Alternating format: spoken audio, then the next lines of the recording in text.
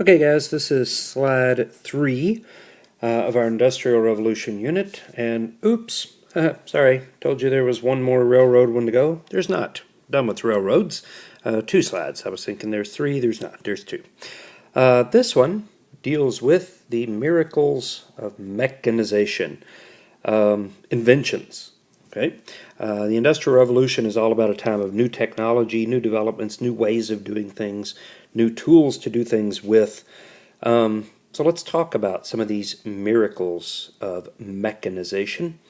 And the first being not really one specific invention, but a different way of doing things. It's called the American system. And this is developed by a man named Eli Whitney. There you see his picture right here. Eli Whitney comes up with the American system, and basically it boils down to this is a system of interchangeable parts. Okay? Interchangeable parts. Whitney is probably more well known, you'll probably recall his name from your middle school days, inventing the cotton gin that allows the South to, the economy of the South to boom. But this is a much more important development here by Whitney. The American system of interchangeable parts means basically that when something breaks on whatever it is you own, we'll say a rifle. Okay, you bought a rifle and the barrel breaks, cracks on your rifle. Before Eli Whitney comes along with his idea, you have to throw your rifle away and buy a whole new rifle. Whitney says that's ridiculous. Okay? The rest of the rifle is fine. Why not just replace it with a new barrel? Okay? So interchangeable parts. You take the broken barrel off, you put a new barrel on, and suddenly you have a working rifle. Okay? It seems, well, yeah, duh, common sense to us, but it was a radical shift in thinking from the way things had been built, and it allows factories to start cranking out goods tenfold from what they used to. Okay? Now, the American system is most famously put to work in the development of the assembly line by Henry Ford, over here to your right. Okay? The assembly line is the very embodiment of interchangeable parts. Okay? You don't have one person building the whole rifle. Okay? Everybody is responsible for one part. Okay? Now, if we shift over here to Ford and his great contribution, the Model T, okay?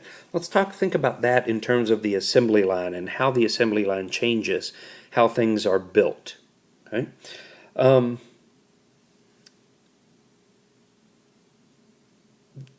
How do I say this? The assembly line, first of all, let's get a date when we're talking about. 1913, so early 1900s. 1913, Ford's assembly line. Henry Ford, let's get this clear here at the beginning. Henry Ford does not invent the automobile. Right? There were automobiles around by the time Henry Ford comes along. What Henry Ford does is invent the assembly line to build automobiles. And, as you know from our last unit now, once you have lots of something, what happens to the price of it? It goes down. So the fact that Ford uses the assembly line to build automobiles means he can build lots of automobiles. And when you can build lots of automobiles, the price of automobiles goes down. What Henry Ford does is make the automobile affordable to the middle class family, to the average worker. Prior to Henry Ford and his assembly line, automobiles were the toys of the rich. Okay? Ford makes them affordable, no pun intended there. Right? Now, the way an assembly line works is, instead of one person building an entire car, each person is responsible for one part of the car. Right? And instead of people moving around from car to car, the people stayed in one place and the car came to them on a line, an assembly line. You assembled the car on the line. Right? So you didn't have to know how to build the whole car. All you had to know how to do was attach left front fender. Okay, so you were left front fender guy. That's all you had to know how to do. You didn't have to know how to anything about the engine. You didn't have to know how to put the wheels on. You didn't have to know how to put a steering wheel in. All you had to know how to do was attach the left front fender. Okay? So assembly lines, the real big thing assembly lines do is they replace skilled labor, skilled workers, with unskilled workers. And the fact that immigration was very high and immigrants were coming to this country by the millions meant that unskilled workers were very plentiful and very cheap. Okay? So that's how Ford makes his cars affordable. He doesn't have to pay his workers much. Now, Ford pays them better than anybody else. But the big advantage of an assembly line here is it takes 5 minutes to train you how to do your job. Before, you would apprentice with someone from a young age on to learn how to be a craftsman. Now you can learn how to attach left front fender in 5 minutes. But that also means you're very replaceable. If you're not doing your job and doing it well, they'll get rid of you and train somebody to do your job before you're out of the building. Okay? So the assembly line is a big deal here. Okay? The Industrial Revolution will also see lots of women coming to work. And two big inventions that we need to talk about allow middle-class women to work. We're going to see, as we get through this unit here, lower-class women are working in factories. Okay? If you don't have an education, if you don't have some sort of proper upbringing, you're going to work in a factory, even as a woman, because you need to pay the bills for the family here. But middle-class women suddenly have job opportunities thanks to two big inventions, the telephone and the typewriter. Okay? Women will work what are called switchboards thanks to the telephone. And here you see women working at a switchboard, and they will work in what are called typing pools, thanks to the typewriter. And here you see a picture at the bottom of the page there of women in a typing pool. Right? Now, when we get into class, because it will take too long to go into on a slide, and I need to kind of describe it in more detail than I can here, somebody will remind me in class, we're going to talk about how telephones work and how these switchboards work, and we're going to talk about how typewriters work and how typing pools work. Okay? All right, Thomas Edison, our last little bullet point here. There is no greater inventor than Thomas Edison. You can't talk about the Industrial Revolution without talking about Edison. Right?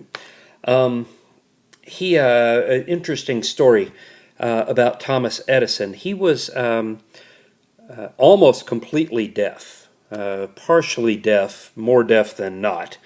And what could have sort of ended his career and completely derailed him, he actually uses to his advantage. Edison says the fact that he was as deaf as he was allowed him to sit in a busy room with people all around him and completely tone everything else out and completely focus on what it was he was working on. Okay?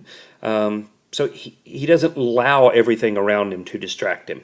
So he takes what could have been this huge disability and actually uses it to his advantage. Okay?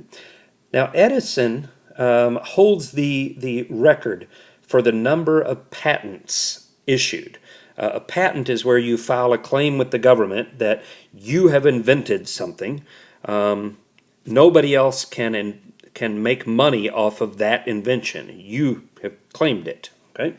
Edison holds the record for patents through the U.S. government. 1,093 patents, inventions. Right? Now, that doesn't mean he invented 1,093 different things. What it means is he had 1,093 patents. Oftentimes, an inventor will file a patent for an improvement to a previous invention. So like a version 2 of something, that gets a whole new patent, right? Lots of things that obviously that you should know about. The light bulb, probably Edison's most famous one, the telegraph, telephone, electric power plants to go with his electric light bulb, motion pictures, all sorts of things, okay? But Edison invents lots, or gets credit for lots of these things when he doesn't actually invent them. Okay? What Edison does that's brilliant is he gets, let's say, 20 of the greatest inventors in America together and says, all right, look, guys, there's 20 of us here. We're all racing each other to invent the same thing. One of us is going to get credit and money from it. 19 of us aren't going to get anything. So why don't we stop working in competition with each other and start working in cooperation with each other? And that's where we come to something called Menlo Park, New Jersey. Okay? Edison sets up what he calls his Invention Workshop. An Invention Workshop in Menlo Park, New Jersey. And that's a picture of it here at the bottom, all his inventors there. And Edison would get all these guys together, and they would pool their combined intelligence here and crank out invention after invention after invention, all working together on something. Most of those 1,093 patents, Edison doesn't invent. They come out of Menlo Park. They were somebody else's work, but Edison gets credit for them because they work for Edison. Right? So while Edison got credit for the invention and made money on the invention, a lot of money, he paid his inventors very, very well.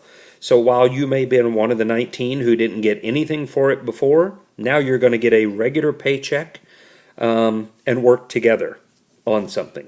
Right? So, miracles of mechanization.